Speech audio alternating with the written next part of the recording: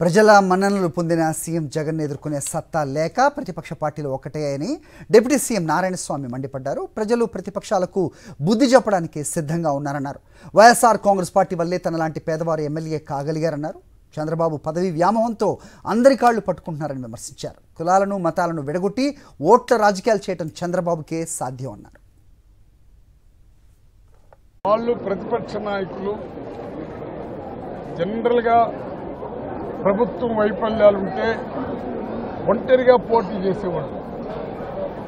ప్రభుత్వం వైఫల్యం కానీ ఉంటే ఎవరితో పొత్తులు పెట్టుకోవాల్సిన అవసరం లేదు.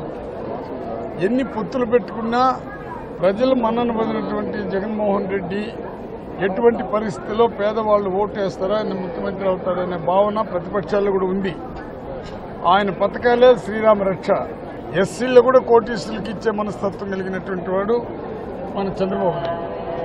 ఈరోజు ఒక ఫీల్డ్ ఆఫీసర్కి టికెట్ ఇచ్చే వైఎస్ఆర్ పార్టీ దగ్గర ఒక ఎస్సీకి ఫీల్డ్ ఆఫీసర్గా పనిచేసే ఒక చిన్న ఉద్యోగస్తుడికి కూడా టికెట్ ఇచ్చే చరిత్ర కలిగిన వాడు జగన్మోహన్ రెడ్డి గారు. మేమందరూ కూడా పార్టీ పెట్టకపోతే మేమంతా ఎమ్మెల్యే అయి ఉండము. నేను అంతకుముందు కూడా ఎమ్మెల్యే అయినా. ఇప్పుడు పార్టీ పెట్టిన వాళ్ళు కూడా చాలామంది పేదవాళ్లే వైఎస్ఆర్ పార్టీలో ఎమ్మెల్యే అయినారు. మరి ఎస్సీ ఎస్టీ బీసీలకి ఏం పెద్దగా ఉండవు.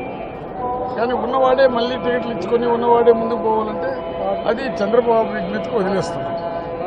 అంతేగాని వాడిని ఇచ్చినాడంటే అది ఆయన ఇష్టం. ఆయన ఇప్పుడు అన్ని రకాలుగా పదవి వ్యామోహం ధన వ్యామోహంతో అల్లాడిపోతున్నాడు. దానికి అందరూ కాళ్ళు పట్టుకుంటాడు. ఎందుకంటే ఎన్టీ రామారావునే వెన్నుపోటు పొడిచి తీసేసిన వ్యక్తికి ఏమిటి కృతజ్ఞతది? ఏ కులం కూడా ఓటి ఉండకూడదని ఆశించేవాడు ఎవడన్నా ఉన్నాడంటే అది చంద్రబాబు నాయుడే. ఎస్సీలని విడదీస్తాడు, రెడ్లని కమ్మోళ్ళని విడదీస్తాడు, బీసీలని విడదీస్తాడు. విడదీసి పరిపాలించే కార్యక్రమాలు చంద్రబాబు నాయుడు చేస్తుంటాడు. కలుపుకొని ప్రేమతో ముందుకు పోయే కార్యక్రమం జగన్మోహన్ రెడ్డి చేస్తున్నాడు.